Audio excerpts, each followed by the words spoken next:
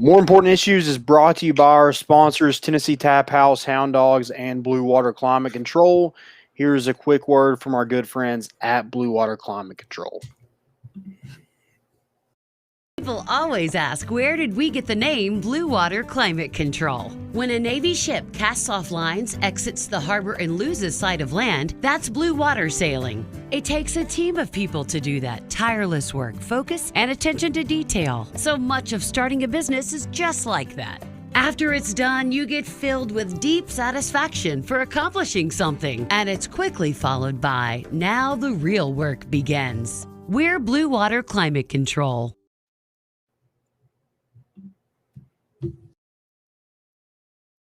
Balls are back. Yeah, they had us the first half, I'm not gonna lie. Oh, could be Wayne! I think I got my swagger back. Oh! I love it, baby!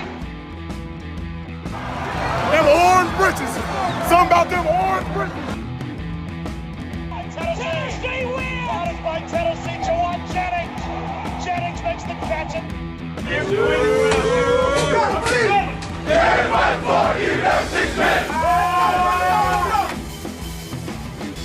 just won a basketball game, and we're very happy right now. I made up my mind. I don't expect to ever look back. I'm going to stay at the University of Tennessee.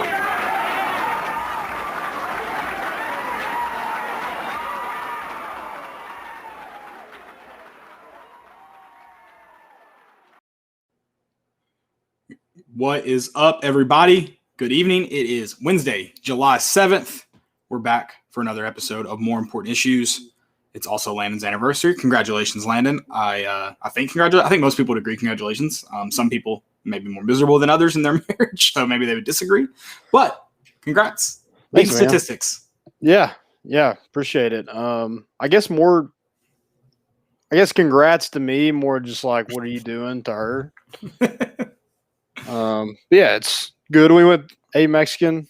I guess we're going to celebrate it this weekend because in the middle of the week, it's just the show must go on. I was about to say, you can't skip a show. Landon told me, he said, hey, Wednesday's my anniversary. Don't forget. I said, yep.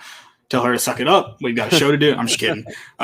Just kidding. We're More Important Issues actually buying dinner this weekend, I heard. So there you go. Yeah. That's the rumor I heard. So congratulations to Landon and Raven on 5 years, right? Yeah. Four. Sorry, four. Come on, dude. Way ahead. I'm way ahead of myself. Sorry. Not that old. Not that old. We do have a great episode for you guys on this Wednesday edition, talking some baseball, of course, some football recruiting commits, as well as some basketball stuff too. Getting into a little bit more football. And then, of course, what's trending for our segments, and stupidity is an epidemic. Let's start it right off. Let's start off early. I saw some questions on some things on Twitter regarding a Tony Vitello extension. When's it happening? I mean, is he even in town right now? He may be out recruiting pretty hard. Can he even sign the dotted line? I hope it's coming soon. I don't know. Any new developments? I know he was out of town. He was in Atlanta doing some recruiting, and I think in New Orleans as well. So apparently he's back. So I'm just like, dude, what's taking so long? I mean, there's got to be frustration, and I don't know if there's frustration from him or Danny or whatever, but from a fan aspect, there's frustration because you want to get this done. I mean, we thought we were waiting on, LSU to finally hire their coach, and like, okay, we're safe. Get this deal done, and let's get the show on the road. But yeah, it's kind of come to a little slowdown, I guess, a little halt. Yeah, and I don't I'm 100% with you in the sense of like it is frustrating from a fan perspective, because thought once they got back from Omaha that I think everyone's assumption was like the deal's everything but final, like officially unofficial. Mm-hmm. And so I definitely am with you in the sense of like it's frustrating for fans to watch from the outside. I hope there's been talks, and I think there has been talks of that. I don't know if maybe I don't know how it all works. Does Tony Vitello want it in writing about the facility upgrades? Is he working on more than just his contract? Is he working on some assistants contract? And that's taken some time. And, is that, I don't know where the concern is. And I went back to it, going back to Rick Barnes' extension just last week. It's like, it just seems so out of touch. Not that I'm complaining about Rick Barnes getting an extension. It's just like, you have, I don't know if pressing is the right word, but you have more what we think more important issues to be handling. And I think that's where the frustration from the fans, from my perspective, sets in, because I gotta think. I mean, if he does mess this up, if Danny White messes this up, this is just a Tennessee problem. There's no one that's going to be able to fix it. We should all just accept that we are living in a constant state. I don't even know if it's purgatory. It's just hell. Like, we're in hell if this deal doesn't get done. If it's just an experiment. Definitely, there's some kind of government CIA operation to see how much the human mind can take. They're finding out the next ways, the next form of torture to take to Guantanamo Bay, and we are the lab rats for that. The maze runner.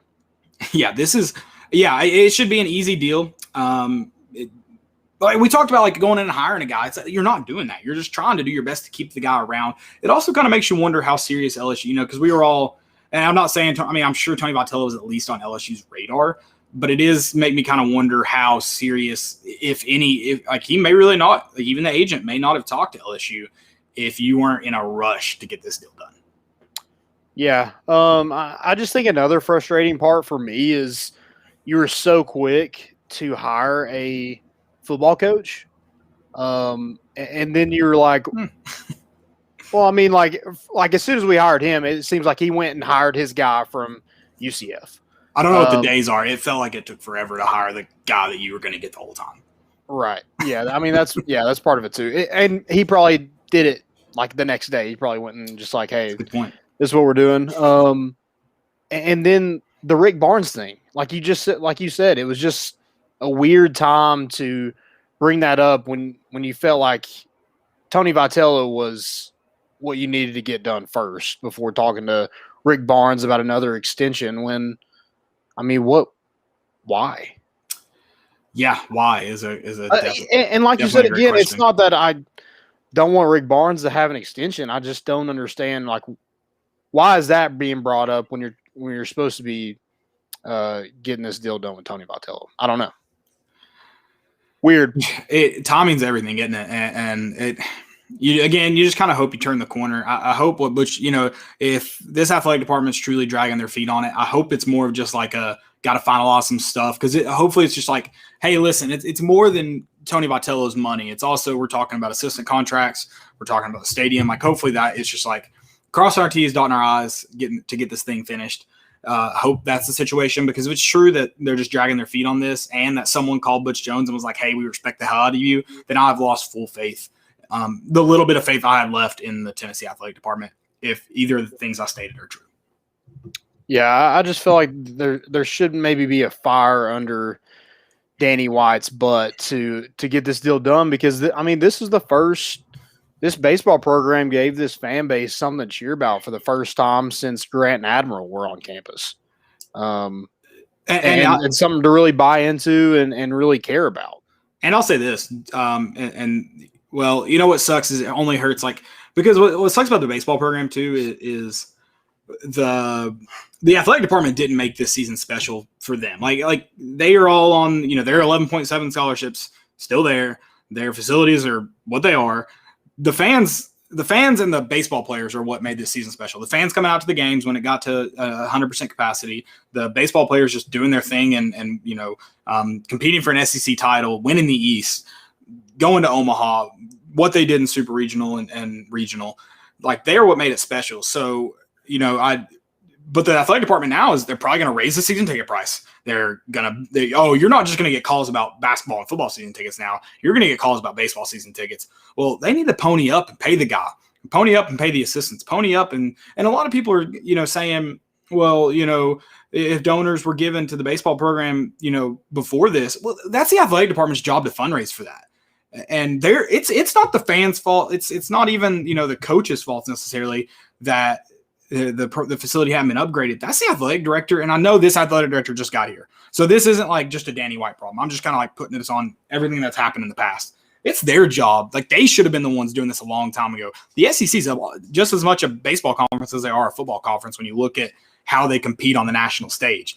This should have been addressed a long, long time ago. And now they're fighting an uphill battle. And if they start turning around and rolling down the hill, it's just on them. It's on Danny White at that point. Like they need to put their, really, pull themselves up by the bootstraps and figure this out in a hurry, because you shouldn't be digging yourself a hole right now. There's no reason to. Tony Vitello is giving you a freaking ladder to get out. Start climbing it and get to work. Yep, do whatever it takes to keep that man. I mean, as soon as he got back from Omaha, he should have been there should have been a piece of paper and a pen waiting for him. Yeah, absolutely. Mitzi Ferval said, in my opinion, if it's out because he's out recruiting, they should probably say that.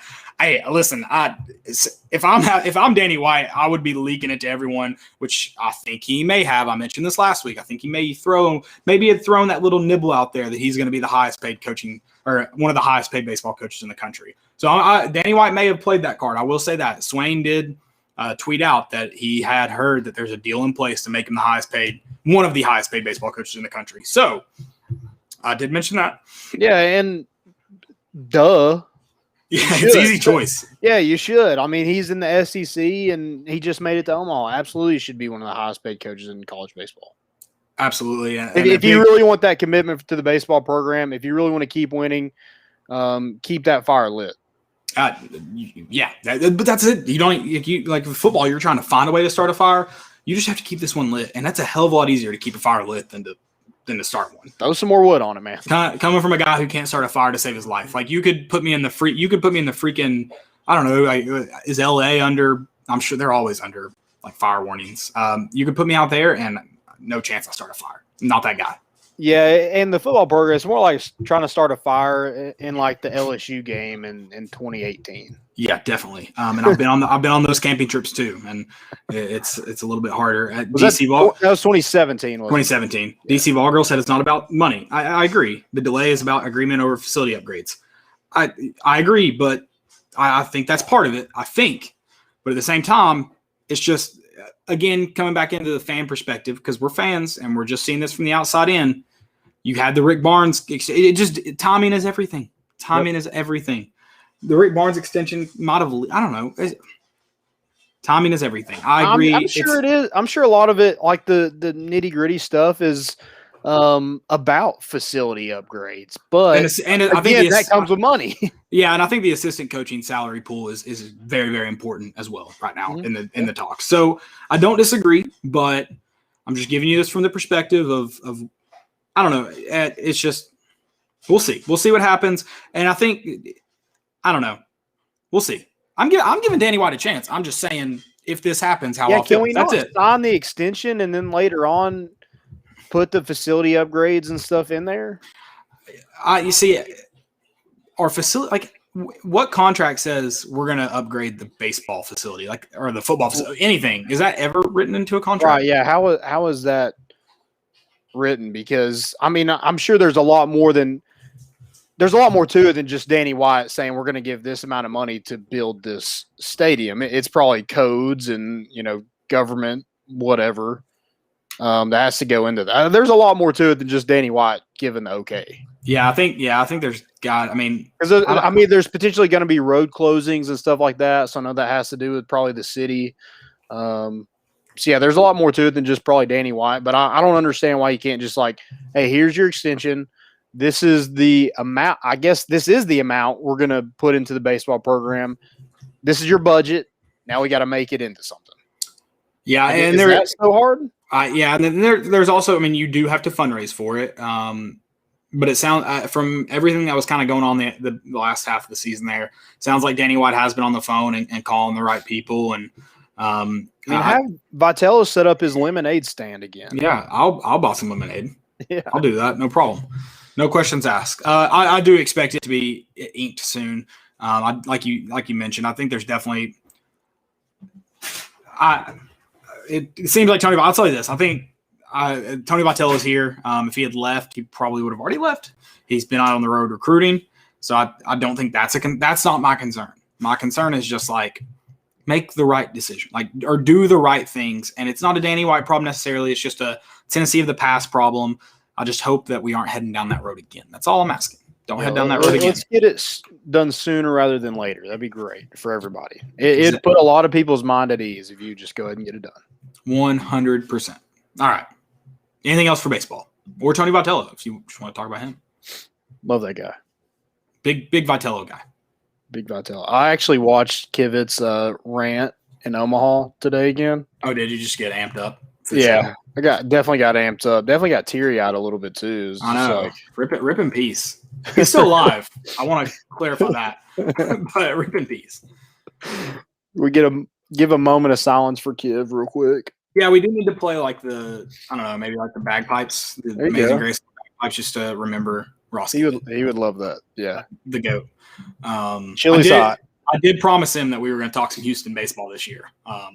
I know we're a Tennessee pod, but we're also a Ross Kivett pod. So yeah, I'm also waiting on him to send us some gear, man. Yeah, he's paid. Yeah, he's paid now. Yeah, he's got tons of money. And his name's flowing out there. He can cash in on that NLI too, right?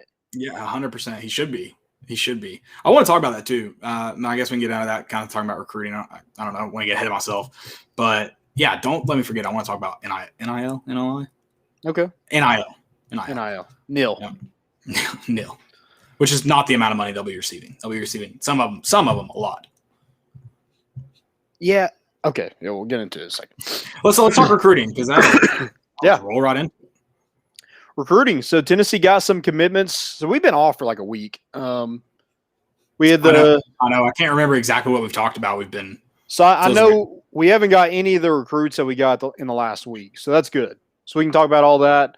Okay. I don't know if these are in order, but I'm going to kind of go in what I thought was order. Yeah, Jordan Phillips commit, the 3-star defensive lineman from Ocoee, Florida. He has a really good offer list that included Tennessee, Maryland, Auburn, Florida. There's some others. Hold on. Georgia Tech, Georgia, Miami, Michigan, Missouri, Ole Miss. Pretty dang good offer list. Jordan Phillips, the 3-star defensive lineman. And, wrong one. He actually got – I think this is big too because, you get a defensive lineman and the two that you brought in last class are now out of here.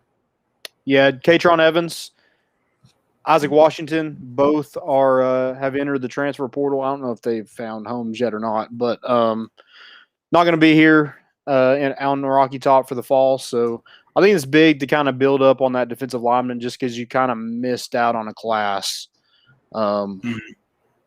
with that group. So I think that's big. The next one you got was 3-star offensive lineman Messiah Reddick. He's a big kid, 6'3", around 300 pounds, from Detroit, Michigan. The offer list isn't anything to really write home about, but I did listen to his interview. I think it was with Austin Price. And dude, it was like I was super impressed just listening to him. He's super intelligent, just knowledgeable, just carried himself well.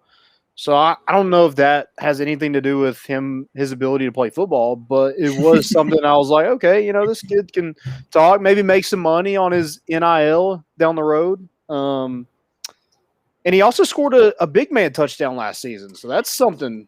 I think we had talked about that actually. I mean, I think maybe when he got offered, we had talked about it. Pretty sure I remember discussing that. Unless we just got a bunch of guys scoring, a bunch of offer guys scoring big man touchdown. That's actually one of the it's on the checklist. Like if they haven't scored a big man touchdown in their career, Tennessee can't offer them. We don't even talk about them actually. We don't worry about it. Yeah. Got to be good with the football.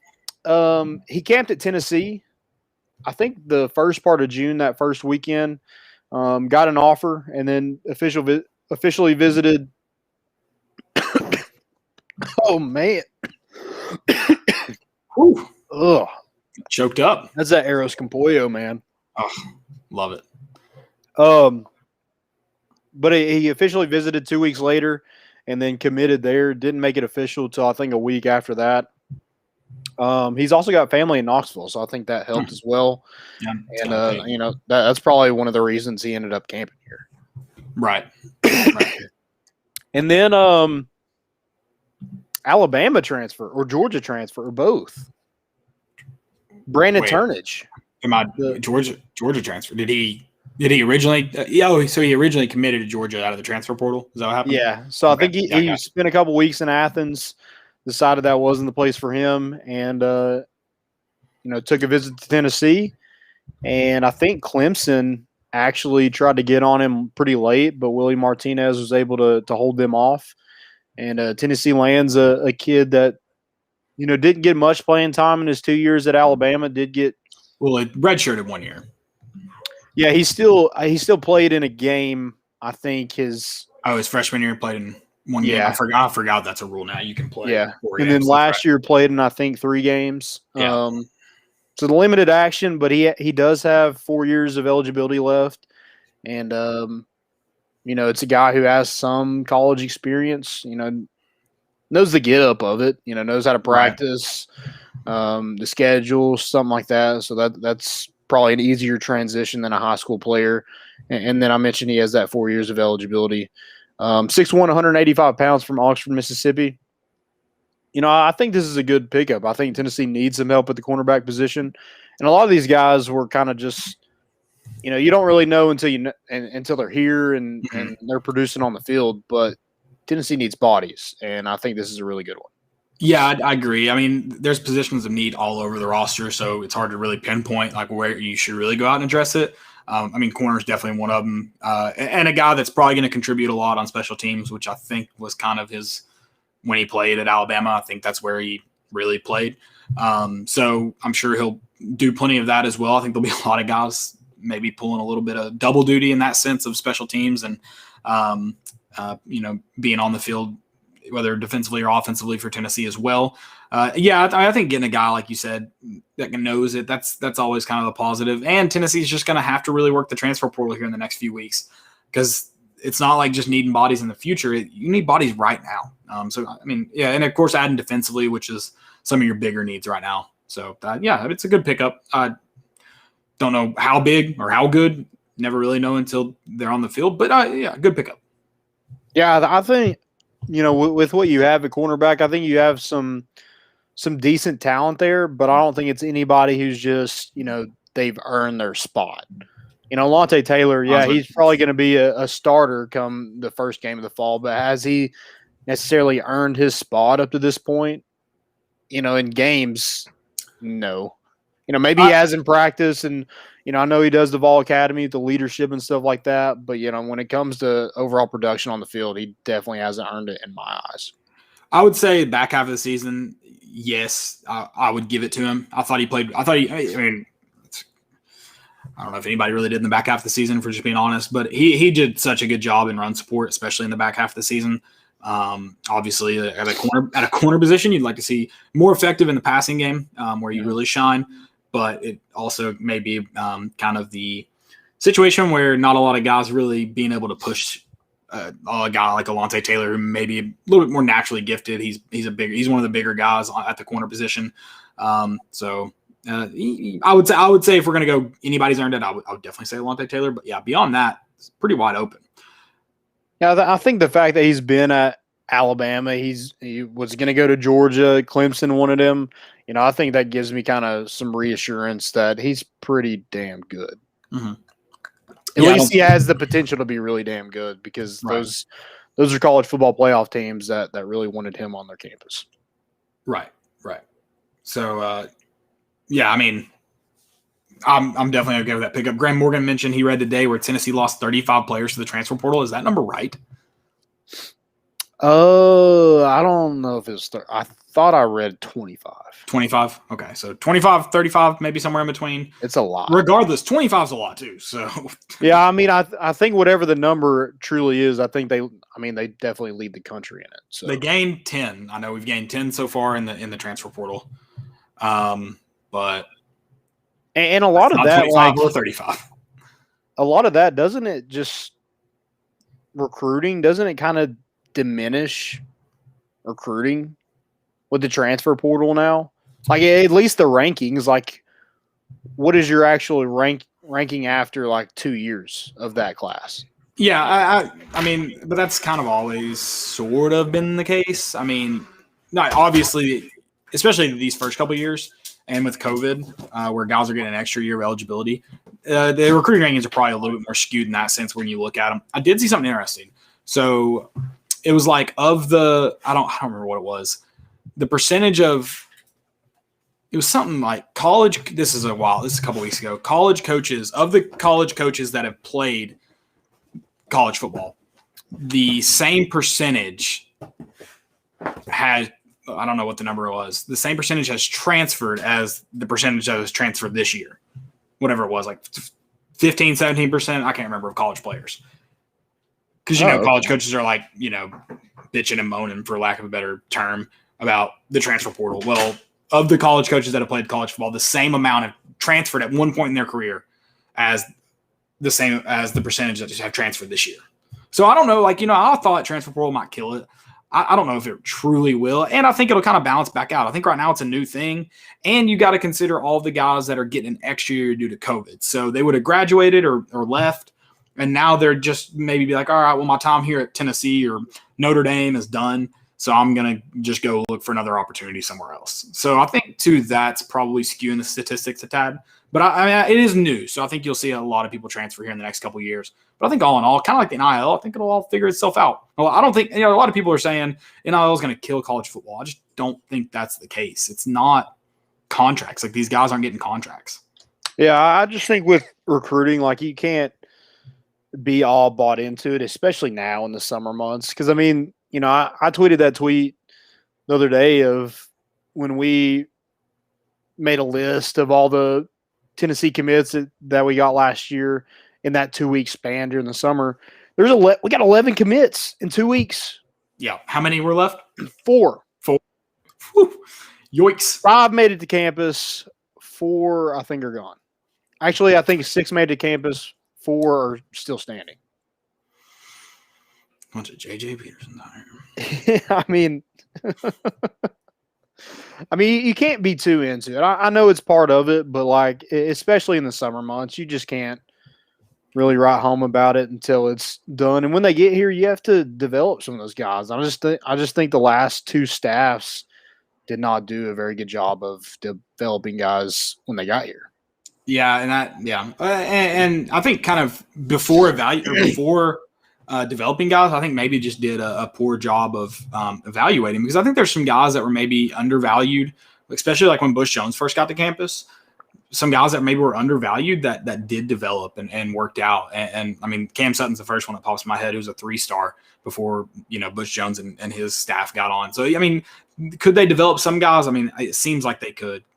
Could they kind of combine the evaluating the underdog type and then develop? I did, obviously not. So yeah, Bush Jones, king of the recruiting guys with 8 ACL tears in their high school career. Yeah. Someone tweeted it too. I think it was a response to the more important issue, or you quote tweeting the more important issues tweet of, and someone was like, "I miss the days when we didn't even know who committed until February, the day after signing day, and the Knox News Sentinel just had a picture of them with their bios." Yeah. Their hat on. Yeah.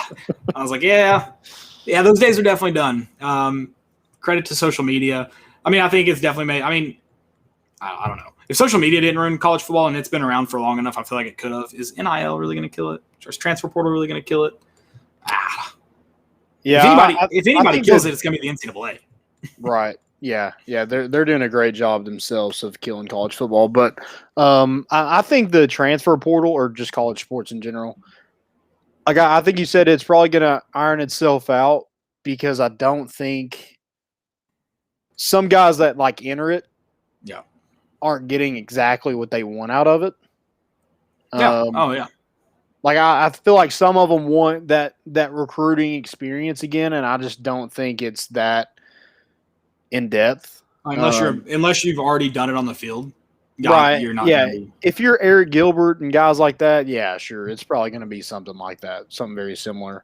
But a guy that doesn't have very much production on the field. Yep. I agree. And speaking of things that, people said would kill college football, didn't they say when freshmen first started being allowed to play varsity football, I guess is what they called it then, didn't they say that was going to kill college football? Wasn't that a thing? That's the dumbest shit I've ever heard. They're like, this is going to ruin the game. So I don't know. It's Yikes. That was a hot take. I mean, I don't know. I feel like that was a thing because like what other reason? I don't know. They had to be mad about something when they started allowing freshmen to play. I mean, yeah, I just want to know why. What was the reason freshmen weren't allowed to play?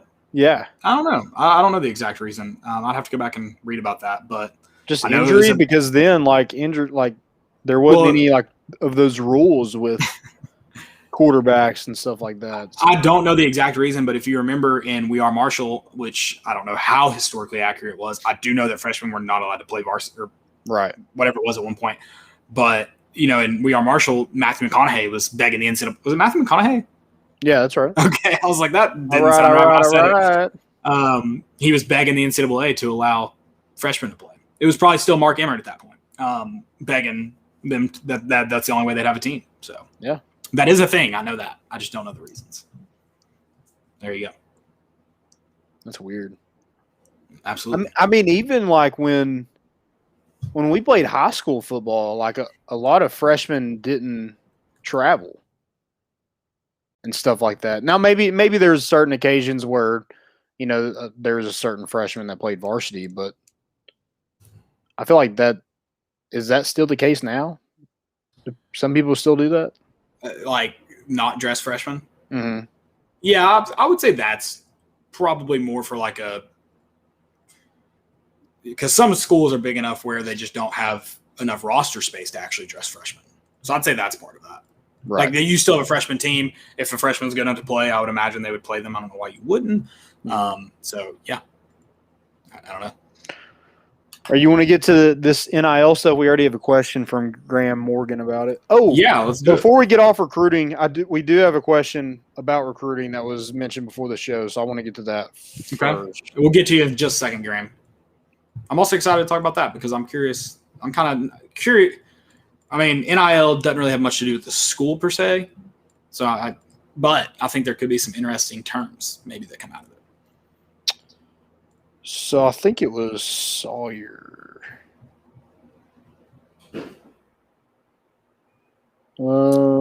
this was regarding NIL. Yeah, Sawyer Turnbow says, "What the heck is the squirrel invasion I'm seeing?" Is there a squirrel invasion? So, kinda, maybe. Tennessee is in the running for a commit tomorrow. Squirrel White. Okay. It's Marquarius White, but his nickname is Squirrel. He's a 3-star wide receiver. I forget where exactly he's. Alabama, maybe. Gotcha. Yeah, that was that's what the squirrel invasion is. In case you were seeing that on Twitter and had no idea what was going on, but yeah, got a couple crystal balls to Tennessee. I think he's picking between Tennessee and Louisville. So, gotcha. Okay, well there you go. Squirrel invasion. I'd seen someone tweet that. I didn't know what that meant. So he's from Pinson, Alabama. Awesome. Also a track guy. He runs pretty fast. Runs like a 10.600. I like it. Speed. It kills. 10.96. Sorry. I was about to say 10.6 would be. It's not unheard of, obviously, in high school, but that's real quick. So. Yeah, 10.96. Is that wind timed or wind legal? Sorry. Yep. That's some of the dumbest. I don't know. That's incredibly dumb to me. That's like a thing. Yeah. Like, how much does the wind actually help you? There has to be some science to it. Like, it's had to be proven to help, right? Right. Surely. Yeah. I don't know. Had to be. So Graham asked, what about if a kid signs a NIL, he has to stay with the team for his career, i.e. Major League Baseball, pro football. So NIL, I mean, I guess it's not, obviously the school's not offering money. I don't know. I mean, surely there's some NCAA rule that prohibits it, but if Pilot wanted to sign someone to sponsor them, could they say you have to spend your 4 years at Tennessee? I don't know. Yeah, I mean, that's something to kind of watch out for. I don't think you've seen anything that's like I think most of these are probably just a trial run, maybe a couple months or something like that. I don't really see any company like local places do it for a 4-year period. Yeah, and they're probably doing it for like based on your tweets or based on your appearances or based on your whatever it may be. So I don't see that happening. I would think if I'm an athlete, I would never sign that. Like if you're going to sponsor me, you're sponsoring me. You're not sponsoring me at Tennessee. You're like, I will endorse you as Caleb Mitchell. I will not endorse you as a spokesperson for the University of Tennessee. Yeah, because I don't think these kids can even wear, like, if they were to do like a photo shoot or something, they couldn't even wear a Power T. Really? Logo. That's a rule? Yeah, I don't think you can have, like, I don't think, because that's weird. Licensing, I don't know what it actually is. But yeah, they can have like an orange polo, but I don't think that they can have, or an orange shirt, but I don't think they can have like the Power T or Tennessee across their chest. Yeah, I don't think that. That's shocking. I'd be interested to see if that's true because, I mean, you have coaches that appear in commercials that maybe aren't directly related with the university or on billboards and stuff. So I'd be curious that rule. But I mean, I don't know how you could commit a kid like. Well, I think Tom Brady's those are direct sponsors with the university. So like Coca-Cola. Yeah, I guess it depends on where it's like where that's coming from. Is it a deal with the university or is it a deal with the coach? Like, for example, like Nick Saban's Coca-Cola is like University of Alabama, but like his Aflac commercial, could he wear an Alabama hat in that? I don't know. I don't know. Because his Aflac deal, I don't think, I mean, it doesn't seem to be. It has nothing to do with the University of Alabama. It's a national, almost said nationwide. Had to be careful because there is actually an insurance company called Nationwide. Nationally speaking. They're on your side. Yeah. Nationally, yeah, I don't know. That's interesting. I didn't kind of consider the licensing stuff with that because if a kid went and did a Pepsi commercial, obviously Coca-Cola would not be fond of a Tennessee shirt appearing in it. Yeah, I didn't consider that. That's interesting. What if Pepsi went and did that? Does that the would be university brilliant. step up and be brilliant? Do it. Yeah. Go get Harrison Bailey right now, Pepsi. Or like whoever you think the next big Tennessee guy is. Go get him now. Yeah, we want freaking Mountain Dew in the stadium. I mean, like Tom Brady's Under Armour, endorsement wasn't dead the moment he left New England. Peyton Manning. I'm trying to think. Peyton Manning's. I think he was a Reebok athlete at the Colts. Maybe that did end when he left Indianapolis. But like those, they aren't. I mean, college may be different, and with Booster sponsoring it may be different. But I don't know really how you could work that into the wording of. If I was, I would never sign that. An athlete should never sign that. No matter what Vols Picks tells you to do, do not do that. That's stupid. But I mean, I would be interested to see if like some boosters. I don't blame them for trying. I mean, maybe they try to work that wording in. I don't know. Another thing, but what I do find interesting about NIL, where schools are going to be able to really benefit from it. Miami boosters, man, Miami boosters are back. They are like, I mean, what was it? A $500,000 commitment to all of the athletes on the roster. They are paying them all now. Obviously, I thought they were giving everybody like $5,000. Yeah, they're dividing it up among the players, but it's like a total of $500,000 commitment, and they'll split that between the players. That's genius. You walk onto campus right now. It doesn't matter if you're a bench player or a starter. This is how much money you're going to make the day you walk onto campus. So, I mean, shout out to the boosters. Put up or shut up. Exactly. Yeah, Miami's back. Yeah, we got to go find us like a freaking.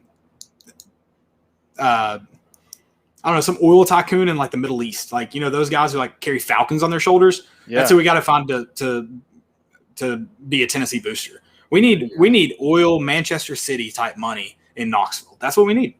Like, hey man, you like orange? You think how many people do you think Dolly Parton? Like, how much money could Dolly Parton put up? I feel like she's got a fair share to go around. All right, listen. I'm a big fan of Imagination Library. But let's drop that crap and pay the athletes. Yeah, spread the wealth, Dolly. Come on. Who are you really helping here? Who needs to read? We have phones now. Let's move on from that. This thing can tell me everything I need to know. I don't need to read. Drop it. I'm just kidding. Everybody should read. It's like $10 for Diet Coke. Like, come on. No, I'm excited to see where NIL goes. I do. Another thing I'm curious about is EA Sports, the NCAA game.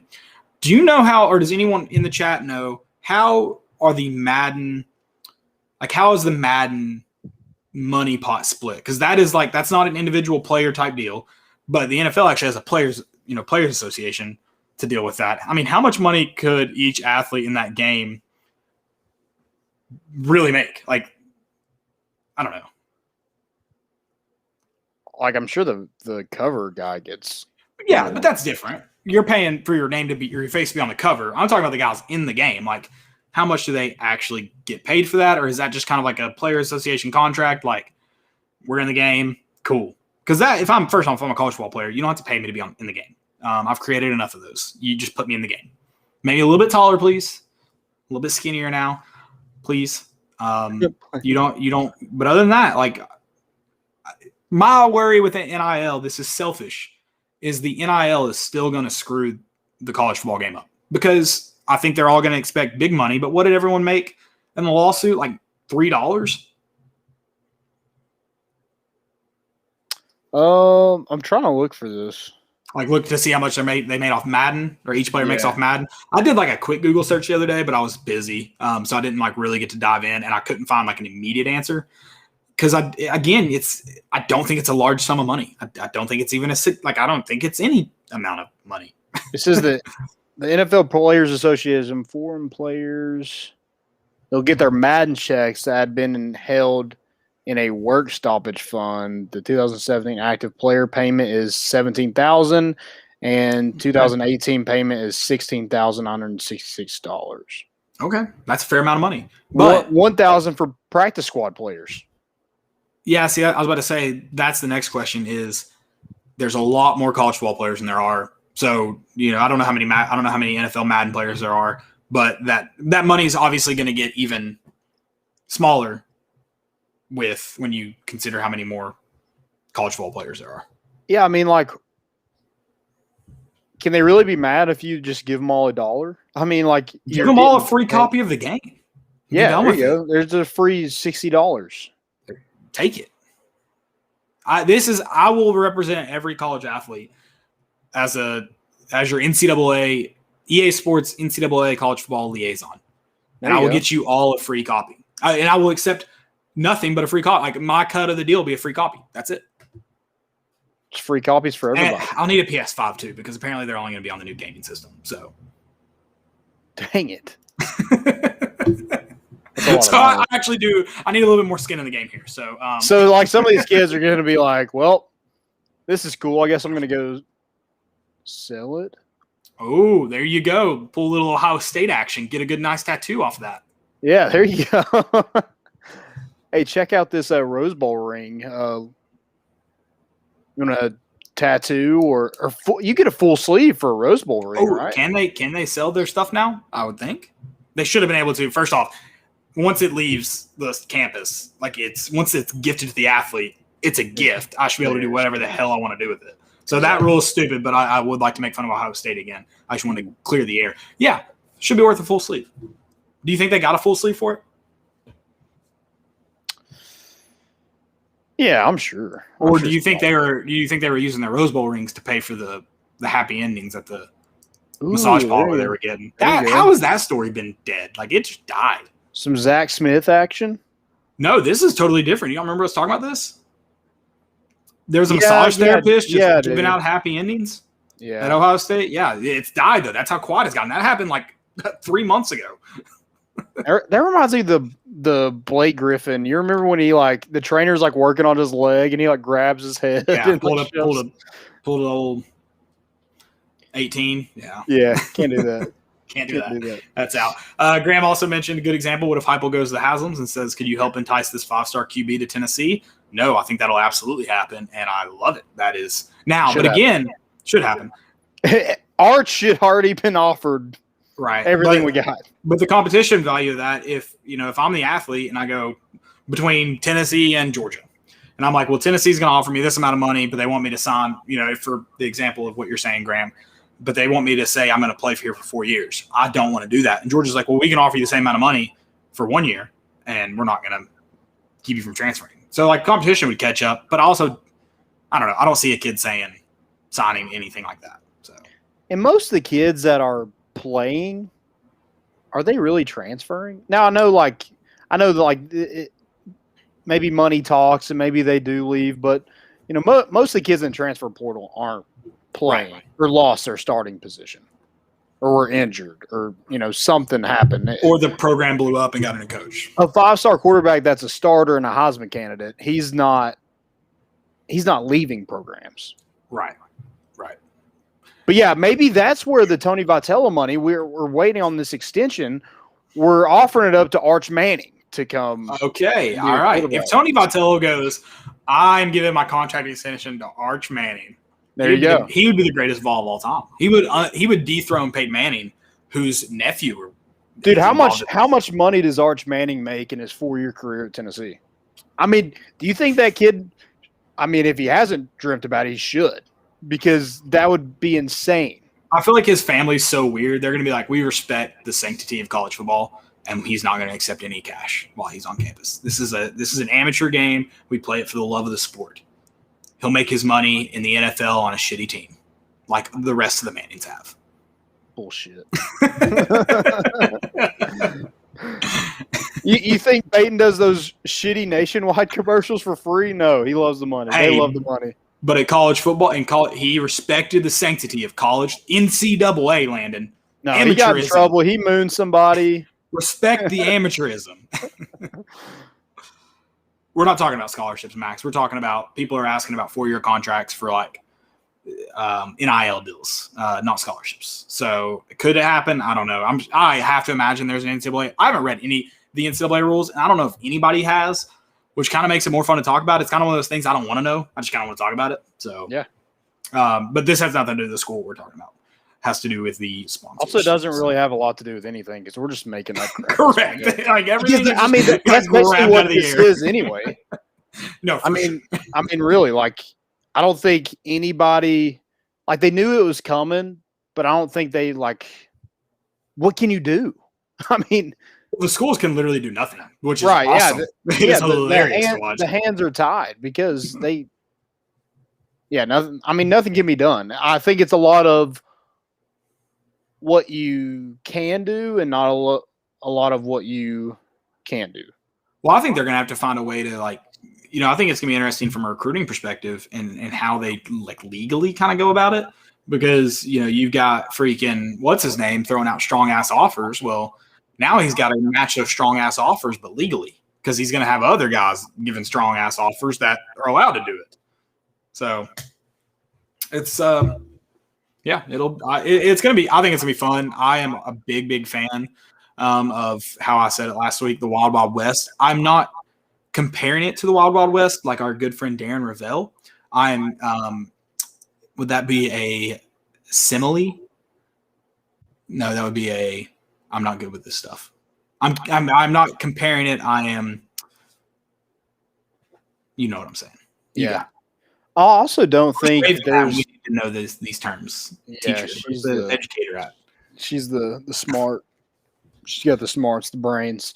I don't think there's a lot of – I think it's kind of like the transfer portal. I think a lot of kids thought the NIL was going to be like this great way to make a ton of cash in college, and I just don't – unless you're like De'Aaron King of Miami where he's, QB1 and a Heisman candidate and things like that. Already cashed in. Right. I just don't think there's like a guy that's 4th on the depth chart. Sorry. I mean, there's probably not going to be a lot of opportunity for you. I wish there was. And, I think it's good that you have the opportunity to based off your likeness and maybe your hometown or just because you're associated with Tennessee, you have the opportunity to make money. But I just don't think some of these kids, the posting, they're getting their own logos and stuff like that. I just don't see them making a ton of cash. Yeah, but they, like you said, they should have been afforded the opportunity. And I do think there'll still be some appearance opportunities for even those guys because, everyone's coming from like a place where they're well known, they're high schools. So there'll be plenty of appearance opportunities, autograph opportunities, especially when they first get into school, which brings me to 1.2. And actually Jalen Hyatt tweeted about it. A lot of people are being, grumpy old men about it. Sorry to all the grumpy old men. I'm also a grumpy old man, so it's no offense meant. But the ones that are like, are they not going to sign autographs for kids anymore for free? Hey, guy, NFL players have been signing autographs for money for years, and you know what they still do after games? Sign autographs for kids for free. But if they walk into a hotel room and sign 3,000 helmets and footballs and pictures, they should be able to make money off those. Yeah. And then, they should be not a-holes and sign autographs for kids that wait outside the stadium for them. And I think there'll be a balance of both. Are you still going to see the guys that aren't going to sign for kids? Sure. Were they going to sign for kids before they were making money? No. It's all like nothing in that sense is going to change. Yeah, I think it's really cool what Jalen Hyatt tweeted. Yeah. Also, I'll read that real quick. He says, "I will gladly sign anything after games if I'm available at no charge, especially for young fans and true supporters. Although I know some adults will take advantage of this, I want to protect the purity of college sports. Stay tuned." Yeah, I mean, I think you're still – I mean, the thing is after games, if you see a grown adult with 10 footballs, he's not going to sign those footballs. And no one should. Right. And no one should have to. But if a kid's holding out a helmet, yeah, he'll sign that for free. Like, let's be logical about this. Let's just be logical. That's all I ask. You can be grumpy and logical. I do it all the time. Yeah, and like there's always going to be people that cheat the system. There's always going to be that, grown man trying to move kids out of the way to get a signed autograph from a college football freshman. And in hopes one day it's worth money so he can sell it and have money for more cigarettes. It's just and I like how Jalen Hyatt kind of. First of all, they don't buy cigarettes; they buy the tobacco to roll their own cigarettes. Easy. Correct. Yes. Got tobacco and papers. Sorry. Yeah, I like how Jalen Hyatt kind of addressed that too. He's like, I know some people are going to take advantage of it, but it is what it is. But it's so again, it's just so easy to avoid those guys. It's always been easy. They're still going to have the fan days where you go through the line and sign it. But again, if they get asked by an autograph company to sign them, they should be able to make money on those when they, before they weren't able to. If they, wanted to expand their brand, they would have just had to do it for free, and they should be able to profit on those. So good for everyone involved in that. Yeah, my advice to the good for Jalen Hyatt, Tennessee players, if they got crazy eyes, just stay away from them. Unless it's me. I have crazy eyes. Please, I don't do autographs, but please sign. Yeah. I like them because I like put them in here. Like I got one from Garrett Crochet. I've got Steve Manier. I like the autograph thing, but I'm also not going to wait outside of a stadium to, get it from I'm not going to move kids out of the way to get an autograph. Like if I see somebody in person and I can have something, yeah, I'll punch a kid in the throat for an autograph. There you go. Yeah, sure. I don't think I've ever gotten an autograph. Like I know I did as a kid, but I don't know what I did with any of those. I don't know what I would do with them. I've also moved a lot recently in the last couple of years, so I don't know what I'd do with them. I'd lose them, so I just don't even worry about it. Because you got crazy eyes. That's why you didn't get them. I do have crazy eyes. Yeah, they just dodge me. I understand. I wouldn't come near me either, so I'm with it. I mean, you know exactly who we're talking about.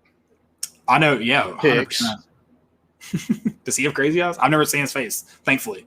I've never knowingly seen his face. I may have. I don't know. He does. I'm sure.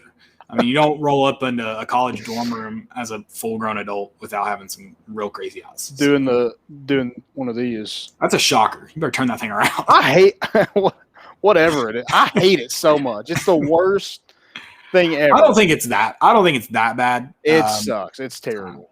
I mean, it's to see recruits do it when they're standing there. It's cool, I guess. I don't know how it really started, so I don't care either. Whatever.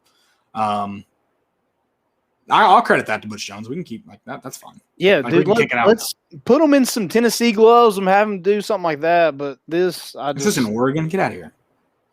I just put that on the gloves. Cringe. Put the shocker on the gloves. No, like all those trucks you see driving around with the shocker. Yeah, do that. So cringe. I think it could help in recruiting, especially the NLI stuff with local kids. And that kind of leads me into our next kind of thing. BJ Edwards, local athlete. So, yeah, is he a 4-star right now? He is. So 247's composite has him as the number 99 overall player, but the 247 Sports has him as the number 68 player. So I think ESPN is kind of just doesn't know what they're talking about and left him out of a lot of stuff. So, yeah, from Knoxville Catholic, Knoxville, Tennessee, 4-star point guard B.J. Edwards committed to Tennessee over Auburn, Florida, Georgia, Virginia Tech, a lot of others. He's going to Tennessee like it was, and it's nice to have a basketball program where you have local athletes that just don't want to go elsewhere. No, I mean, for sure. And Tennessee's actually recruiting. I think he's going to be a junior this year. Is he 7-footer at Catholic? So he's in this 2022 class as well. Hanji Tamba. He is apparently going to reclassify. That's a possibility too to the 2021 class.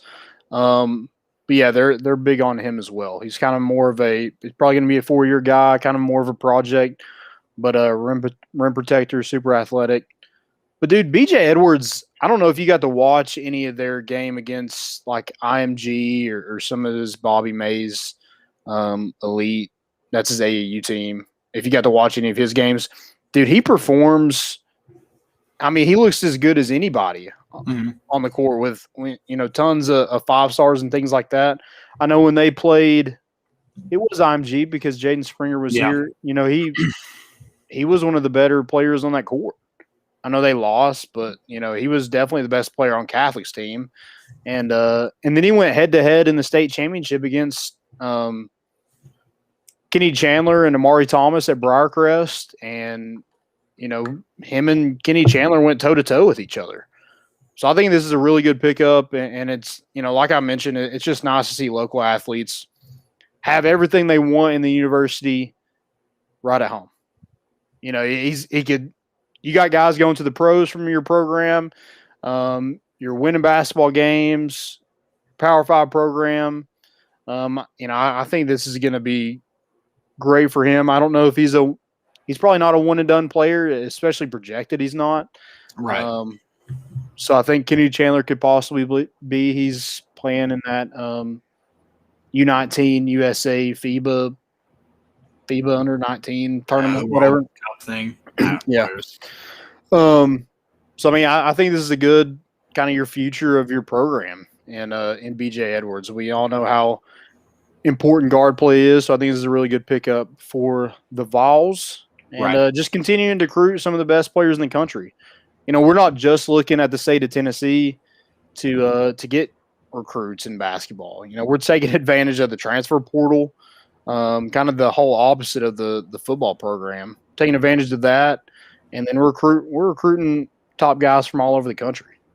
Yeah, it's the basketball program obviously seems to be trending in the right direction. So again, go back to not hating on Rick Barnes' extension, just timing. But yeah, I love that they got BJ Edwards. I think it's always big to get local guys, especially when they're as highly touted as him. But guys like Cade Mays and T. Higgins, and it's almost like local guys matter. I don't know. Harrison Smith. Who's some? Yeah. Randall Cobb. Randall Cobb, yep. I mean, those are all older guys, obviously. I mean, I know there's a bunch more. I just can't think of them off the top of my head. Yeah, those are the more recent ones. Vent about them later. We'll come up with some names later. Yeah, there you go. All right.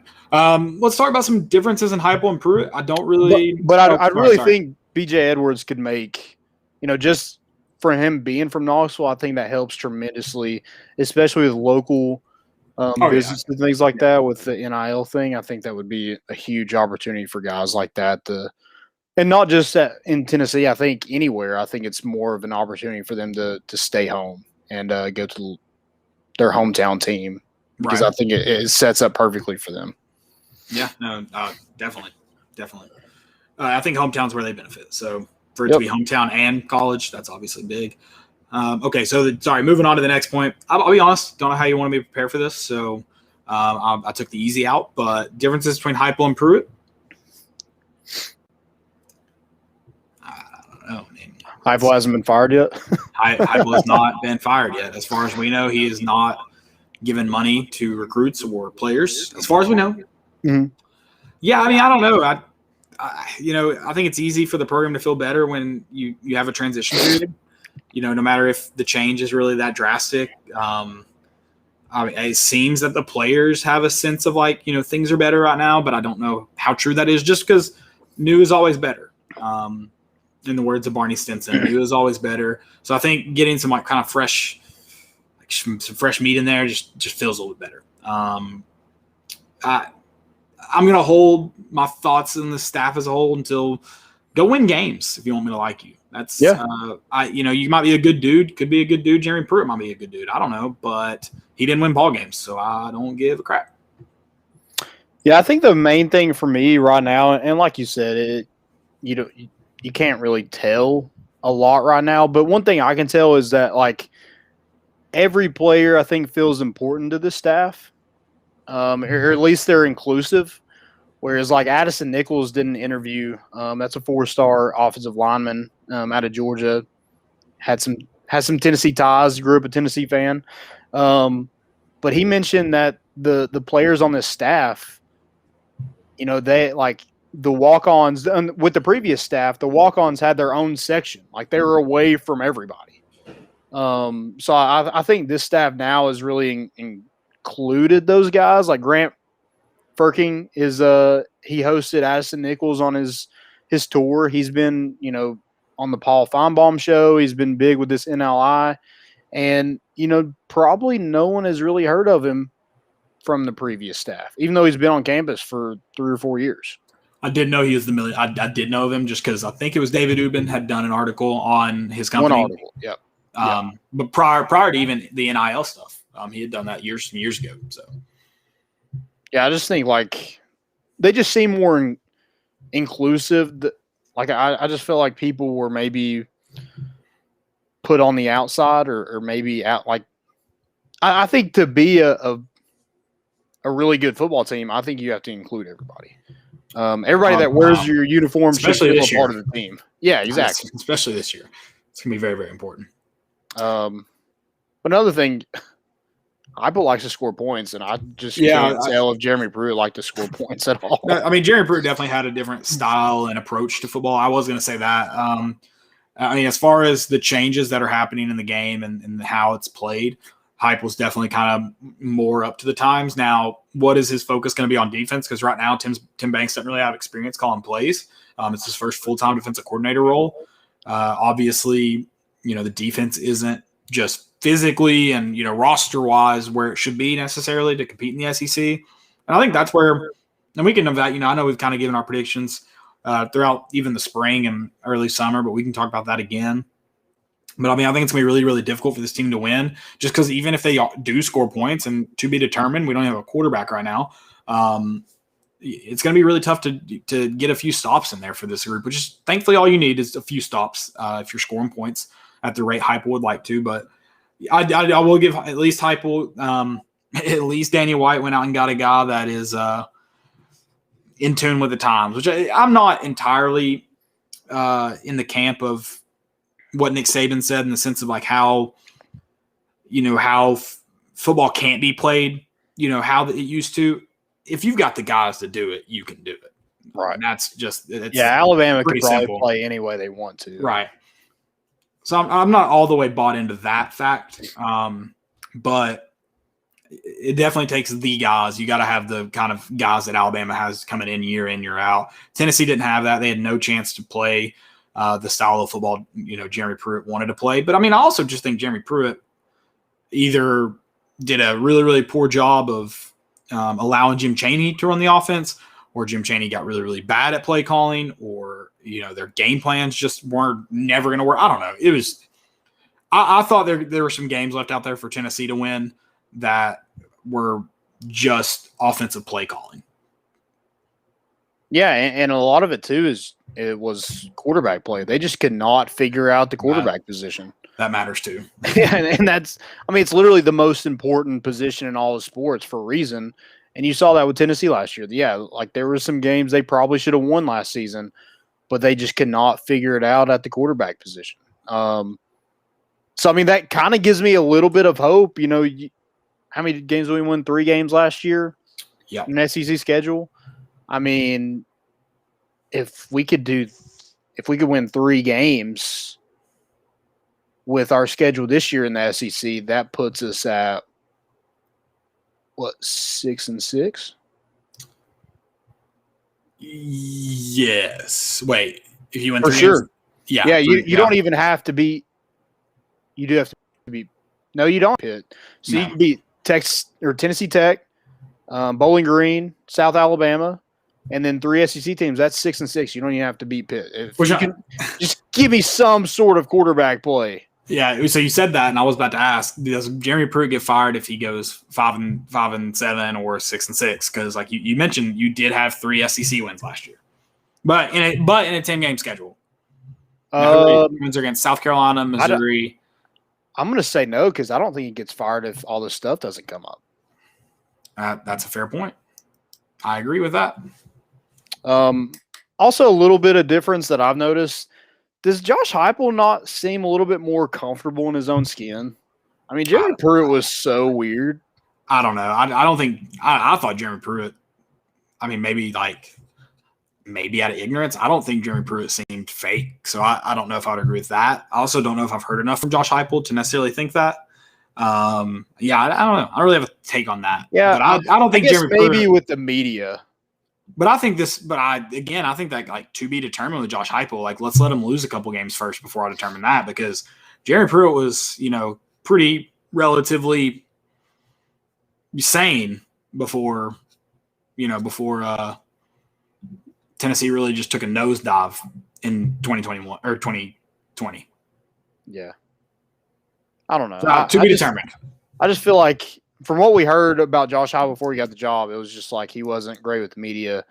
I think he's done fine with the media in his time so far. But yeah, like he hasn't faced any real adversity yet. So yeah, maybe that does change. But yeah, Jeremy Pruitt was just – I think he got better as the years went on, but it was still just kind of cringe to watch him in a press conference. I think all the media stuff at Tennessee is all when you start to lose and you start getting questions that maybe the questions are dumb, because there are some dumb questions asked by the media often. People will argue that sometimes you have to ask those questions. I don't necessarily agree with that. But then there's some questions that you just don't want to hear, whether they're dumb or not. And those can drive you a little nuts too. And you just kind of have to take them. I will say this. I think it's part of the job to at least answer those and not be an asshole about them. And then, let me see Josh Heupel face some adversity, and then I'll get back to you on them being comfortable in his own skin. I don't know. Blake, I don't know how much you know about football, but yeah, that one. I mean, I'll say this: it is hilarious. I don't know. Dude, maybe Jeremy Pruitt questions if he knew more about football than him. I don't know. Maybe that's why he had to say that. Because I'm like, I mean, it could be a fair question to ask. Like, could Blake score more points than Jeremy Pruitt offense? I think that's fair to ask. Yeah. I do love when football coaches answer it that way, but I would just take the Bryson DeChambeau approach to it. And rather than just saying that, I would explain everything really, really scientifically and bore the hell out of them. And they'll be like, yeah, I'm never asking a question like that ever again. So who won that golf match? DeChambeau and Rogers won it. Dang it. I was going to pick them. Yeah, they were up 3 with 4 holes left and were plus 130. And I thought, go toss a freaking couple hundred on that bad boy, bet the house on it. And I didn't, because I was like, man, something feels wrong about it. It's Tom Brady. You can't count. Yeah, that Brady magic, baby, it got you nervous. Even golfing, I couldn't count him out. So didn't do it. All right. I just saw. Oh God, what is this Big Game Boomer account? Tweeting just like the most random stuff. Yeah, I don't. They tweeted out that current student section tiers for college football. I love Tennessee, guys. I'm a diehard ball fan. They have Tennessee in tier 2. The only thing the student section ever chants is FU Florida or FU Bama, or FU whoever, fill in the blank. Like that. Like there's like nothing else the student section does at Tennessee. I'm on the opposite side of the student section, and so you should be able to hear them clearly. I have heard that, but I don't know. Like, I can't say for sure what else they do, or that's what I'm saying. They don't do. Yeah, I'm sure this is a problem in all of college football, but I go to more Tennessee games than any other. But they don't show up until halfway through the first quarter, and they leave. Which this is because Tennessee sucks right now. They leave early. I'm not going to bash them for leaving early. I get that. So be on time, man. But I also don't know how good these other schools are. So here's in tier 2: Auburn, Baylor, Florida, Mississippi State, South Carolina. South Carolina's, I can tell you right now, suck. The only thing they do is the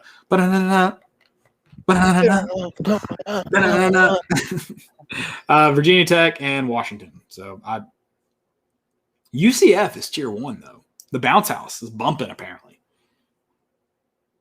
I want us to be bumping. Also, I mean, I've got it.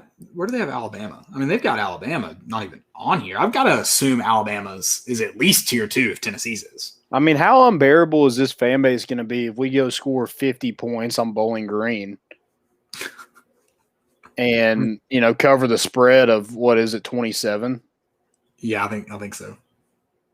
I'm going to keep my mouth shut. Now I'll say that and then I'll be tweeting. Dude, I'm going nuts. F you, everyone. Yeah. Because we need something. We need something to hold on to. That's why we want Tony Vitello signed, sealed, delivered. Because we need that. We need winning. We've gone too long. It's been too long. We're too old. So Alabama's tier 5, and they said the reason is because Nick Saban went on a rant after they beat Louisiana Lafayette, and the student section left halfway through the game. But they were playing Louisiana. Lafayette. I don't know. Was it Lafayette? I don't know who it was. It wasn't LSU. So any other team in Louisiana, they're going to leave. Right. It definitely wasn't LSU. If it was LSU, who the hell says to see the student section half full during the Louisiana game? Who calls them Louisiana? It's a fail on their part. Is it Tech, Lafayette, Monroe? Definitely shouldn't be State. Come on, dude. Let's help us out a little bit. So we have a couple more. We have one question. If y'all have any questions, drop them in the chat. We'll be happy to get to those. Baseball season says, how many points per game does our offense need to score in order to give our paper-thin defense a chance to compete in the fall? You said 50 against Bowling Green. I will say 50. 60 plus in just about every other game. Yeah, I think if you're going to – God, this is so stupid to even come out of my mouth, but I'm going to say it anyway. To even, compete with Alabama, you're going to have to score 60 points. Well, I was about to say, is Alabama going to even be stopped on a single possession? Is there going to be a possession they don't at least have an attempt to score points? So if their field goal kicker, which he probably will miss a 50-yarder, they'll have the chance to kick it. Right. Yeah, that's true. So it's going to be 80 to 60. I'll take that, though. Won't you? No. 80 to 60? I mean, at least it's fun. You just got 80 points hung on you? But I'm not trying to lose 24-0 anymore. I cannot take a game like a Jeremy Pruitt, Jim Chaney. Jeremy Pruitt lost 40-0. There's a difference. I mean, he was losing like what was the Kentucky game? 34-7. Yeah, exactly. Just a terrible performance. At least if we're going to lose by 20, I want us to score 60 points. See, I'm opposite on that. I'm if I'm Ole Miss this year, what'd they get Alabama? 60 to something? 60 to 40? I think it was pretty close. I think Alabama ran away with it. I'm going to pull it up. I think Alabama ran away with it at the end. I think they ended up getting beat by close to 20 points. A couple scores. I think they got beat by a couple scores. And I'm just that doesn't seem enjoyable because I'm oh, good, we can score. Our defense can't get an effing stop. What's the point of them even being out on the field? Let's just kick it off and keep playing. 63-48. Yeah. Almost 20 points. That's 15. That's not bad. That's just not enjoyable for me. You'd rather lose 24-0 than 63-48. I wouldn't rather lose at all. I'm just saying getting 63 hung on me and my defense looking I'm trying to at least be a little bit entertained. I mean, when you're getting beat 24-0, I mean, there's literally nothing happening. I'm not gonna split hairs. I mean, there's nothing entertaining to me about losing by 15 or 24. No. The Georgia Alabama game was close until halftime, and then you just get blown out of the water. Wash the first half. I don't care. You could have scored 48 in the first half. If you got beat by 20, I'm out. I mean, that's why I'm not entertained. Georgia this year too. Exactly. I am not entertained. I'm out. But you're entertained that first half. I forgot all about it because I just got my brains blew out in the second half. I'd rather just win. Yeah, I mean, duh. But 34-13 against Texas A&M, like that was a terrible game.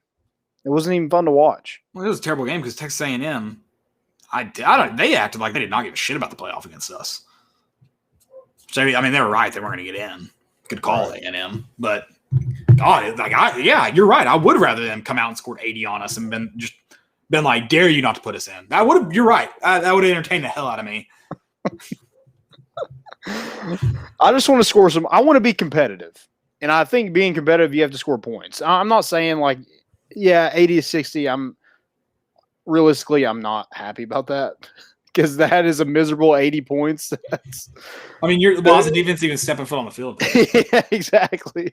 Just kick it back off. We'll give it to you. You remember that when a play went so far when you play like in the backyard and you're like, we'll just give it to you, kick it off. I mean, that's what you would do at that point. I just want to be competitive.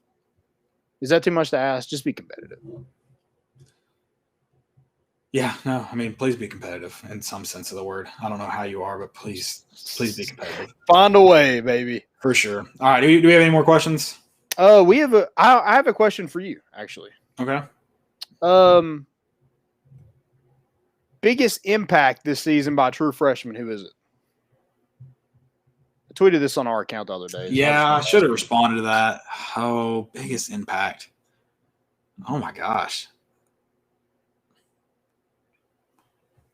I mean, I want to say I don't. Oh my God.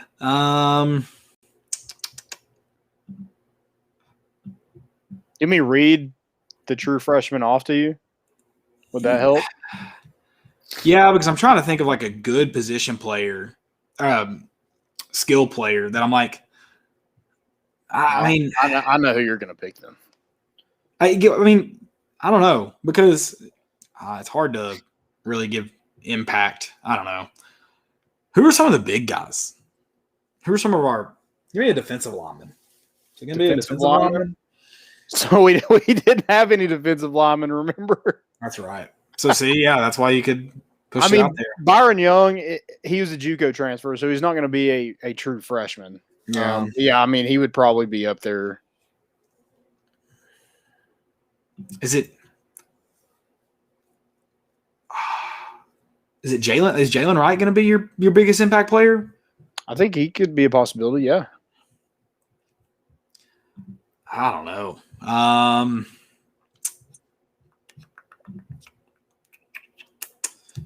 Shoot. I really. I mean, all your best ones are gone. Is it Aaron Willis? I mean, he's probably got one of the better chances to see the field. He probably has a better chance than Jalen Wright, right? Yeah. Yeah, he could be up there too. Who do you have? I guess I go with Jalen Wright. I don't know.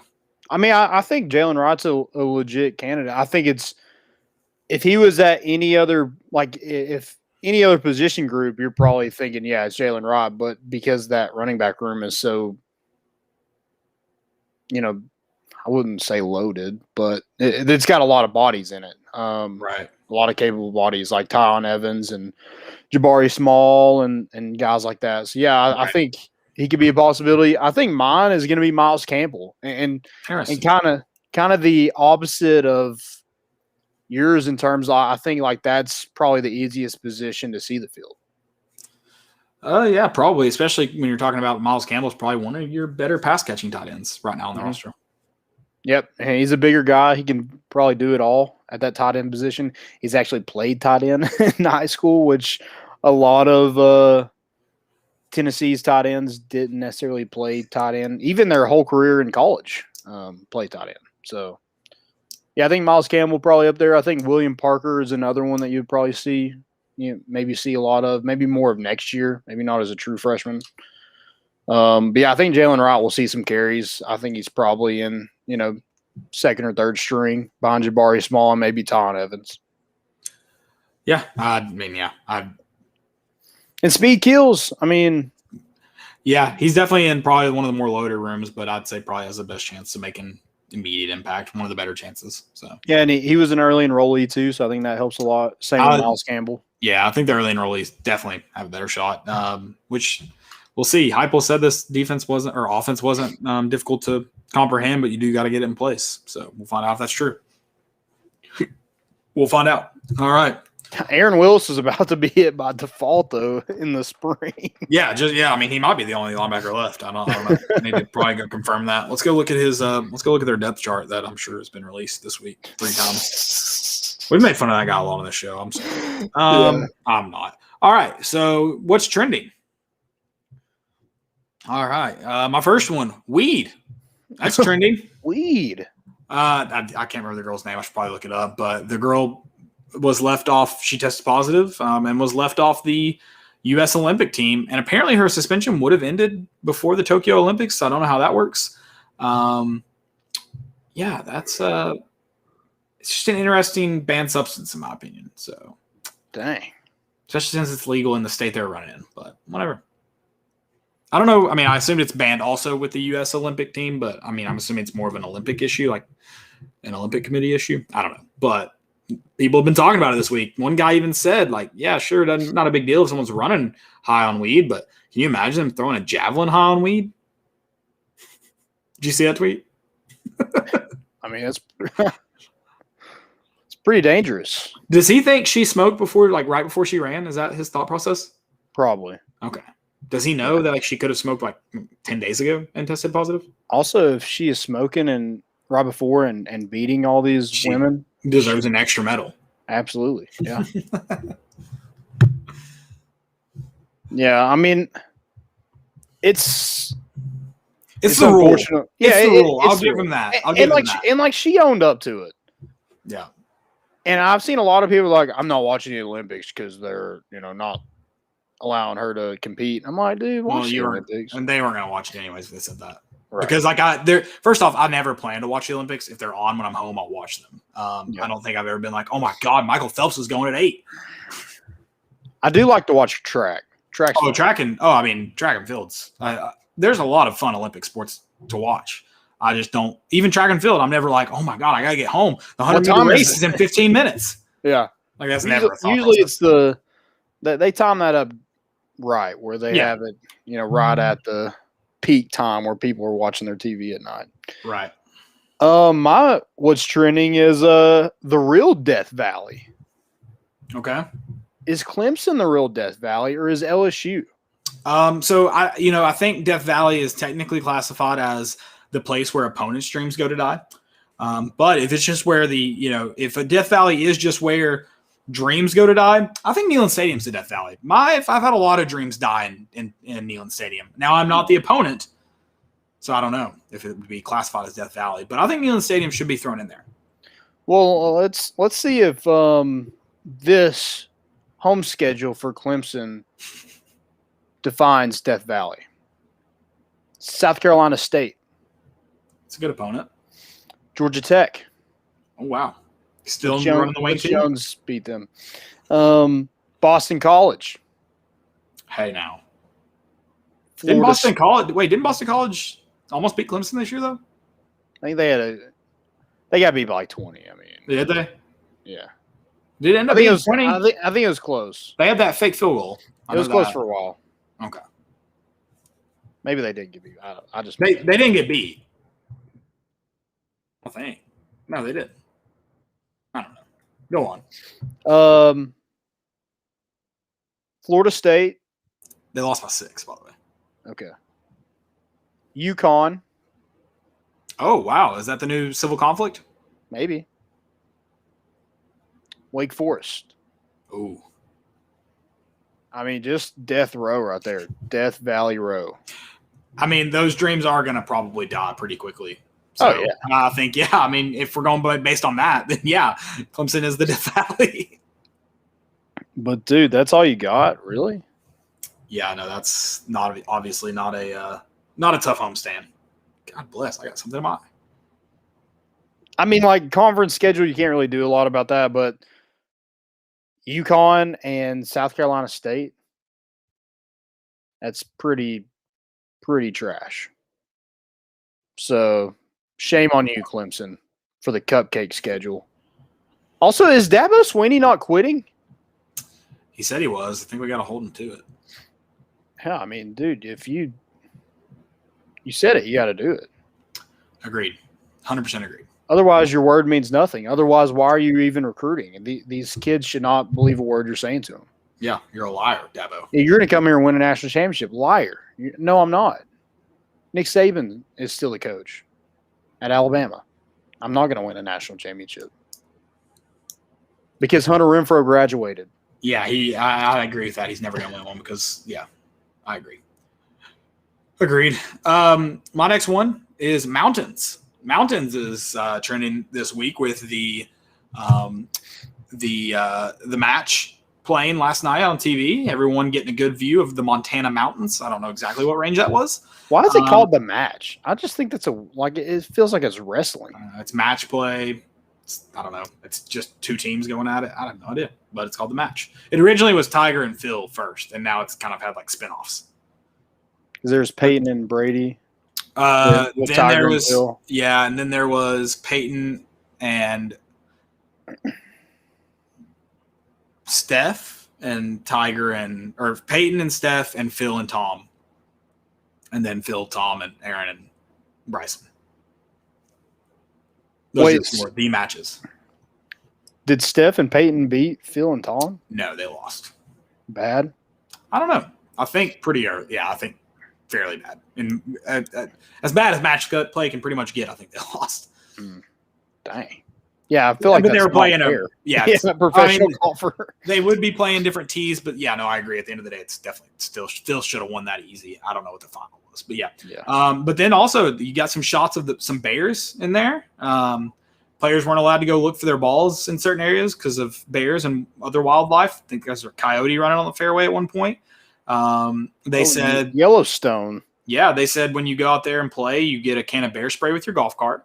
And then here's another thing that's pretty wild. Tuesday morning. Bear spray a real thing? Yeah. It's like a more like a worse like pepper spray. It's got chemicals that I think just scare. So you spray it at you just don't. It's not like the dog spray where you spray it on stuff so they don't like chew it. It's not like that. I think you use it when a bear's in the area, but the issue is you got to use it early because if the bear's too close, then there's no point using it because you're dead. But actually, Tuesday morning there was a bear. I don't know what part of Montana, but a bear killed a hiker in Montana. So, dang. Yeah, so getting a little too close to her comfort there with the wildlife. But man, that course was gorgeous in Big Sky, Montana. I know a lot of people are making fun of it, like you guys didn't know Montana was beautiful, but yeah, it was gorgeous. So big mountain guy. That was trending. Okay. You got anything else? I do. Soccer trending again. Different reasons. Today, did you see the ball cart? How they brought the game ball out for the? I hope this takes over in football. Did you see that? I did not. So that a remote control car brought the game ball out to the referee before the game. I hope we see some like Teslas bringing the football out to the kickers before kickoff. Something crazy. Like let's get wild. There you go. Yeah, I think that'd be awesome. Moving up from the dogs. Yeah, absolutely. I've got two more. Second to last. Forrest Gump trending this week. I think yesterday was the, I don't know how many anniversary of Forrest Gump when it was released. What's your favorite scene in Forrest Gump? When he drank 15 Dr. Peppers. I drank 15 Dr. Peppers. Then he had to pay. Then I had to pay. That's a good one. My favorite one is the one when he's given the speech and everything becomes unplugged and he doesn't notice, which even for Forrest Gump, that's pretty bad. And the guy, I can't remember who it's supposed to be. He's just like, as soon as he gets done talking, he just starts crying and like hugs Forrest and everybody goes nuts. I love that scene. Like that's just like such a great scene of like the human emotion. Like if this guy next to me cheers, I'm gonna cheer. Like that's it. Also, one of my favorite parts in that movie is like the people listening to him, and they're just like looking at like every time he like tells part of the story and it goes back to him, and they're just like, "What the hell?" Like the old lady on the bench. Yeah, what is this guy talking about? Oh my God, you're Forrest Gump. I recognize him. That's great. That's such a good movie. I need to watch that tonight. I was gonna watch National Treasure. I think I'm gonna watch that now. Oh, easy. I was gonna watch both of them. Joey Chestnut is my last one. So every year, I feel like people forget this guy exists and can eat a lot of hot dogs. And then July 4th, everyone's like, Joey Chestnut's the greatest athlete of all time. So, that's a pretty good gig as far as a famous person goes. Like, you're just relevant for one day, not even 24 hours. You're relevant for like 4 hours a year. I feel like that's like the sweet spot. Like, you don't want to be trending all the time. That's how you get canceled. So just 4 hours every year, I want to trend. And Joey Chestnut has hit the sweet spot. Also, like, does he have like a limit of how many he can eat in 10 minutes? Because I feel like he breaks a record every time he does this. I have no idea. I don't know anything about the competition. I know throughout the years, though, I also know the time has changed. Like, the time amount has changed. Oh, okay. Like, sometimes it's like 10, sometimes it's 12, sometimes it's 6, sometimes it's 15. So I have no idea. They spin a wheel? Like, what is I guess. I don't know. I mean, let me see if I can figure that out real quick. Or do they just change the time so every time he does it, it's Exactly. a new record? Yeah. And what's funny, too, is like, I'm sure if he's doing this for a living, I'm sure there's other eating contests, but I'm not familiar with another single eating contest, let alone another one that Joey Chestnut has won. I think there was a chug off too this year. Oh, really? Like beers? Lemonade. Oh, get out of here. Dude, that's got to be tough though. Like, dude, people like Joey Chestnut got so big, people forgot about Kobayashi. That's how big he is. He left him in the dust. Yeah. Like, I just remembered it because I just looked up the name here. I mean, we haven't heard about Kobayashi since, Step Brothers. Right, exactly. So in 2010, up until 2007, it was 12 minutes. And now it's 10. But up until 1994, it was 30 minutes. Jesus Christ. Like, they ate 18 hot dogs in 30 minutes. I could eat 18 hot dogs in 30 minutes. I can do that right now. Bet. You want to try it? We should have an eating contest and invite Joey Chestnut. What does he do? The other 365, like 364. We should do Krispy Kreme donuts. We should cash in on some NIL and just get some like Tennessee linemen to. Oh, that would be good. I don't know how we pay them, but that would be great. We can't pay you, but in donuts. Let's do a free copy. Yeah. Free what? Free like we'll just send them the link to the podcast. Exactly. Free copy. Yeah. So we'll give you free Krispy Kreme donuts, as many as you can eat. There you go. Yeah. I'll pay for that. Or I think we talked about this one time. What could we eat a lot of? I could eat a lot of Krispy Kreme donuts. I could eat a lot of Taco Bell tacos. Oh yeah, get the party pack. I could eat all. I'm not even ashamed to say it. I've eaten that for a meal a lot in my life. Oh yeah. Also, like, I mean, I'll make a frozen pizza, like a large frozen pizza. I eat the whole thing every single time. Oh, I almost ate a New York style large pizza by myself last night. Hell yeah. I ate half. A half and. I was thinking about it. I did just eat. This man was like, I ate the whole thing. Okay. I said almost. Half and almost is not the same thing. It's half. It's half of a New York style pizza. I don't think you know what almost means. I did eat. I think I ate half, and then I had one additional piece to that half. So I had what would that be, like 5/8 of a pizza? Like 8 slices, I had 5. That's pretty impressive. A New York style pizza? That sucker's big as hell. I'll eat it up. Stupidity's an epidemic. Dude, this one's hilarious. Cardinals backup Colt McCoy on Kyler. This is what he said about Kyler Murray. After only 3 weeks of being the Cardinals backup, he's so talented. There's things that he does that I can't do. That was the quote. That was a real quote. I don't know why it's stupid. He's probably right, Landon. I don't want to say he is right because I don't know, but I think he's probably right. He's so talented. There's things that he does that you're the backup quarterback. No shit. Oh my God. God, he went to the fake UT. That's the problem. Yeah. Is Texas back?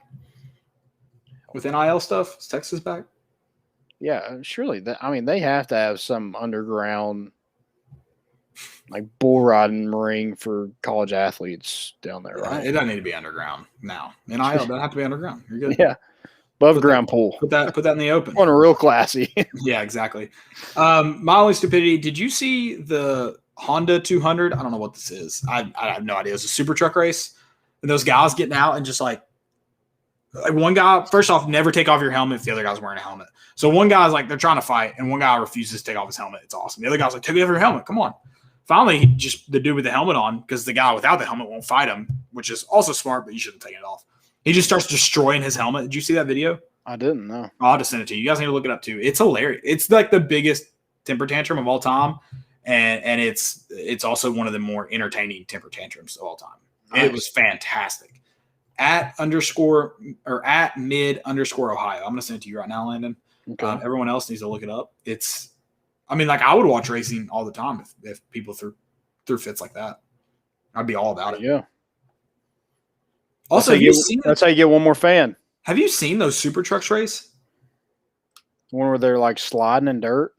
I'm sure there's dirt races, but dude, like they commonly have two tires coming off the ground. It's nuts. Yeah, terrifying. No, big no thank you. Big no thank you. I'm out on that. Yeah, I have trouble driving in downtown Knoxville. I'm definitely not going to do anything like that. So, he takes the neck brace off too. That's fantastic. Nice. He did that Jordan Beck bat flip and shin guard. Yeah, exactly. That. He just walked it off, man. That's all he was doing. Exactly. He saw Drew Gilbert's when he tossed his helmet, and then he did the shin guard with Jordan Beck. So there you go. Go Vols. I have one more. I'm not going to say who this is. Actually, I don't really care. It's Austin. He says Henry T has experienced some regret right about now. No, he's not. Yeah. You saw me tweet at it. And a lot of people disagree. Could he be making money here? Sure. But also he's it's not the same situation. He's not a true freshman, no name going in. He's an All-American. People at Alabama know his name. Nick Saban brought him there. He's their biggest offseason addition. He's gonna compete for a starting job. This has been going around for a while, and I think we talked about it. People think he's gonna ride the bench at Alabama. Yeah, no, he's not. Unless he just drastically he doesn't go to Alabama to ride the bench. He just doesn't do it. He could have went anywhere in the country. I don't think Nick Saban brings him in if he's gonna ride the bench. Right. Yeah. I hate saying nice things about Nick Saban. But really, why would you waste a scholarship on somebody who's going to ride the bench when you could only be there for 1 year? Right. Yeah, you could offer it up to a true freshman. Yeah. So, yeah, I don't agree with that one, and I don't think it's about the NIL stuff. I think he'll make plenty of money if he wants to. He's a national brand too, so a lot of people want to, make it local to Knoxville. Local Knoxville brands aren't gonna be able to offer that big money, guys. I'm sorry, let's not live in a fantasy land. Are there some boosters that'll be able to? Sure. Let's not live in a fantasy land where we think mom and pop shop on Kingston Pike's gonna be able to pay a dude $10,000. Yeah, and he doesn't regret the only decision he probably regrets is coming to Tennessee at this point. He wasn't all of all. You're not a Tennessee guy and then go to Alabama. That just doesn't happen. Yeah, let's ask any of the VFLs we've had on here, especially the guys from the 90s. I know their thoughts on Alabama. Right. Yeah, you don't go to Alabama, and also he was, as soon as he got on campus, it was rumored that he was going to transfer to get out of his NIL and go to Washington. So, peace, be gone. I'm kind of tired of hearing about Henry Toto. Actually, even though I have his freaking jersey in my closet because I'm an idiot and bought it. And we were all Tennessee fans were talking crap 2 months ago how he couldn't cover a slant. So, he sees those tweets. Whatever. That was everybody. I think they just practice how to not cover a slant because they're pretty good at it. I would. It gets you off the field faster, right? Yeah, sure. Yeah. It's the other team in the end zone. I get to maybe go sit on the bench for a minute. Guys, that's all I've got for tonight. We appreciate y'all hopping on for a long show. It's been a lot of fun. We'll be back on Sunday, I believe. I know we are maybe experimenting as we roll into a new football season, new season of life for not only Tennessee football, but also for more important issues. So we will keep you updated on any changes that may occur. But right now, we'll see you on Sunday. Yep. See you guys. Hopefully we have Tony Vitello locked into a lifetime contract by then. It's a little rocky, but we're bringing the boat in.